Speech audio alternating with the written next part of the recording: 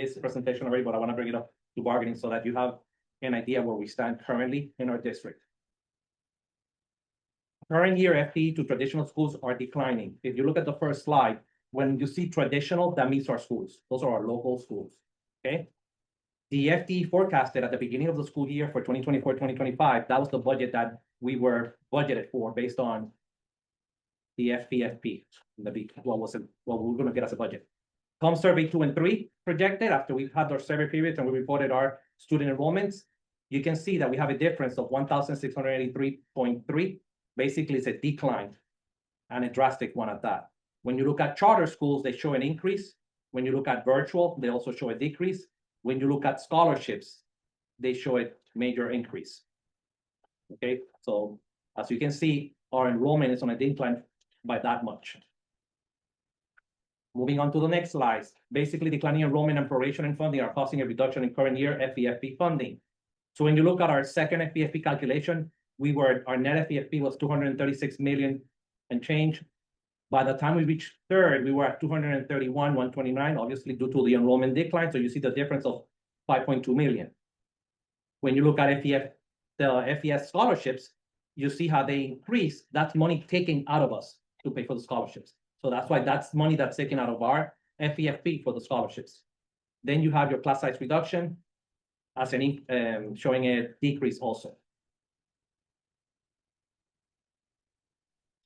When I move to the next slide, we all know and we discussed that even though our district has made some strides in trying to make some adjustments in lieu of insurance claims that are an increase in health insurance claims is causing a current deficit in our self-insurance fund.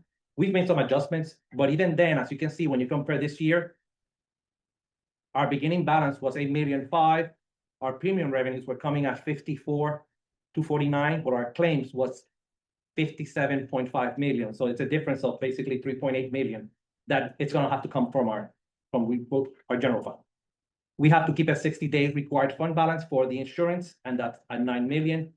So when you look at it for 25-26, it shows that we are projected at a beginning balance of that $9 million, but our premium revenue needs to go up, and we are already short. So that shows a difference of $7.5 million.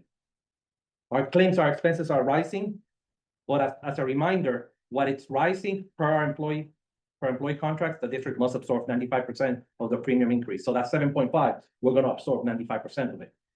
I say that because I'm going to explain something at the end, towards the end. Next slide, we are currently projected another 1,542 reduction in traditional school FTE for next year. Now that projection is tentatively because obviously we do not have a budget from Tallahassee yet. They still haven't reached an agreement. Based on the House current proposal, we will see an additional 8.2 million in reduction because of this. If that changes, it might be less, or it could be potentially more. We do not know. That's only current forecast based on the current proposed budget in the House. The Senate and the House they're far apart, so they haven't reached an agreement yet. So when you look at a summary of financial impact, our current year, because of our enrollment being down, we are at $16.5 basically $1 million short just for 24-25. Current year projected shortfall in insurance fund is 3.8. Next year's reduction is the 8.2, and that 7.1 million is the 95% that we have to pay for insurance per contract. So our total financial impact is 35.7 million for 24-25 and what's coming 25-26. So basically for this year that's pretty much almost at a close, and for the start of next year together, we are at an impact of 35.7 short. So if we're looking at a 16 million shortfall for this year, then what is our fund balance for this year? Because I thought like in the most recent things I saw that we're still sitting at like 5-6% projected fund balance for this fiscal year. So I can say this in discussions because I told Mr. Ward that I was going to come here because the way that I understand it, if we were to take that hit on the fund balance, it would kill the fund balance by more than 50% in 1, 2. Without making any changes, we will be out of fund balance by the end of the year next year because it's just because of the claims also in health insurance and all that. This